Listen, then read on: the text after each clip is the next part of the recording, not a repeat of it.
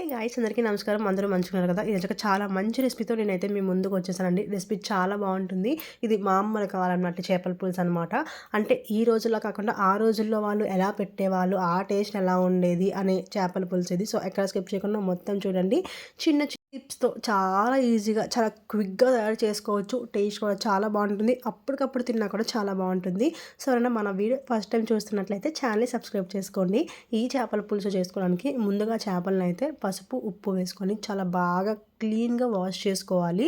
So, అప్పుడే అందులో ఉన్న డస్ట్ గానీ, లేకపోతే బ్యాక్టీరియా గానీ ఏమన్నా ఉంటే మొత్తం పోతుంది. ఇప్పుడు ఒక పాన్ పెట్టుకొని అందులో ఈ చేపలు ఫ్రై అవ్వడానికి సరిపడా ఆయిల్‌నైతే మనం హీట్ చేసుకోవాలి. ముందుగా ఈ చేపల పులుసు పెట్టుకోవడానికి మనం చేపల్ని ఫ్రై చేసుకోవాలనమాట. అండ్ ఈ రెసిపీ నేను చేస్తున్నది కూడా కాదండి. మనకి ఆ రోజుల్లో టేస్ట్ రావాలంటే ముసలి వాళ్ళతోనే చేయించాలి. అండ్ ఇది మా మామగారు చేస్తున్నారనమాట. ముందుగా చేపలు పులుసు పెట్టుకోవడానికి చేపలను ఏంటంటే బాగా వాష్ చేసిన తర్వాత ఇలా ఆయిల్‌లో కొంచెం ఫ్రై చేసుకుంటున్నారు.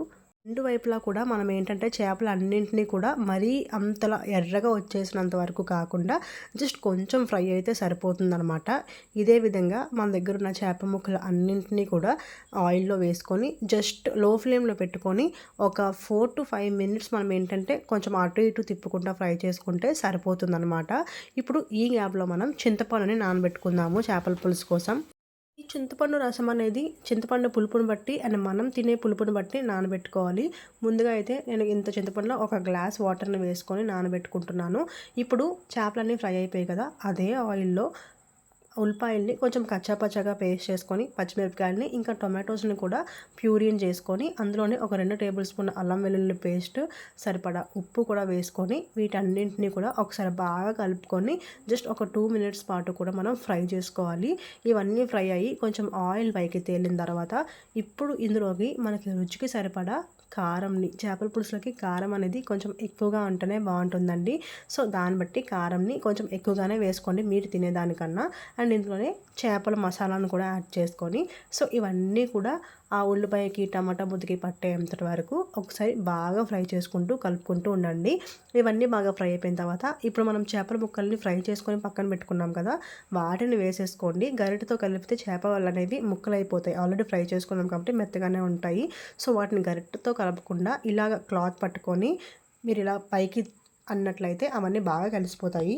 ఇప్పుడు ఇందులోనే నేను ఇందాక ఒక గ్లాస్ వాటర్ వేసుకొని చింతపండు నానబెట్టుకున్నాను కదా, ఆ చింతపండు రసంని ఇందులోనే వేసేసుకోవాలి. అండ్ ఏంటంటే అందులోనే మళ్ళీ ఇంకో గ్లాస్ కూడా వేసుకొని దాన్ని కూడా బాగా కలిపినట్లయితే ఇంకా పులుపు అనేది వస్తుంది కదా, ఆ వాటర్ని కూడా యాడ్ చేసుకుంటే సరిపోతుంది. ఇంకా మీకు పులుసు ఎక్కువ కావాలనుకుంటే ఇంకొంచెం ఎక్కువ వేసుకోవచ్చు. ఇప్పుడు ఇందులో ఏంటంటే ఒక హాఫ్ టేబుల్ స్పూన్ వరకు కూడా garam masala, half table spoon వరకు ధనియాల పొడి కూడా వేసుకొని ఒక్కసారి మొత్తం అన్నీ బాగా కలిపేసుకోండి. కలిపేసుకున్న తర్వాత ఒకసారి ఉప్పు అవన్నీ సరిపోయా లేదో చూసుకొని ఇప్పుడు ఏంటంటే దీని మీద ఇంకా మూత పెట్టేసుకొని బాగా మరగనివ్వండి. ఈ రసం అనేది ఏంటంటే మనకి దగ్గర పడేంత వరకు ముక్కకి పట్టేంత వరకు కూడా బాగా మరగనివ్వాలి. అప్పుడే టేస్ట్ చాలా బావుంటుంది. పాతకాలంలో ఏంటంటే మొత్తం అన్నీ ఒకేసారి వేసేసి, కలిపేసి మంచిగా ఫ్రై చేసేసి అన్నీ ఒకేసారి చేసేసేవాళ్ళు. అయినా కూడా టేస్ట్ చాలా బాగా వచ్చేది. ఈ రోజుల్లో ఏంటంటే మనకి ఒకటి చేసుకున్నా కూడా అంత టేస్ట్ అనేది మనకి రావట్లేదు. సో, ఇవన్నీ అయిపోయిన తర్వాత చూసారు కదా, మొత్తం అన్నీ కలిపేసుకొని ఇలా చేసుకున్న తర్వాత ఇలా మొత్తం మిగులంతా దగ్గర పడిపోతుంది కదా! సో, ఇలా మనకి ఈ కన్సిస్టెన్సీ వచ్చినంత వరకు కూడా బాగా దగ్గర పడనివ్వాలి. అప్పుడే మనకి చాలా బావుంటుంది. ఇది అన్నంలో కలుపుకొని తినడానికి. సో, ఇలా ఈ ఇగురు అనేది మరుగుతున్నప్పుడే మనకేంటంటే ఇందులో కొత్తిమీరను కూడా వేసుకొని పెట్టేసుకొని ఒక 1 అవర్ సరిపోతుంది పక్కన పెట్టుకుంటే. చల్లారిపోయిన తర్వాత అన్నంలో కలుపుకొని తింటే చాలా బావుంటుంది. ట్రస్ట్ మీ, చాలా సింపుల్ ప్రాసెస్. ఎలాంటి మ్యారినేషన్ ఏది అవసరం లేదు.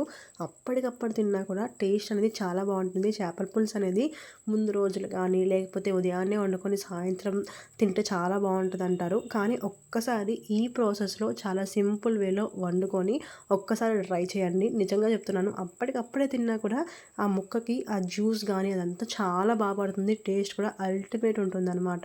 సో, ఈ వీడియో మీకు యూజ్ అయిందని అనుకుంటున్నాను. బిగినర్స్ కూడా చాలా ఈజీగా ఈ రెసిపీ అనేది చేసుకోవచ్చు. సో, మన ఛానల్‌ని సబ్స్క్రైబ్ చేయడం అయితే మర్చిపోవద్దు. Bye bye.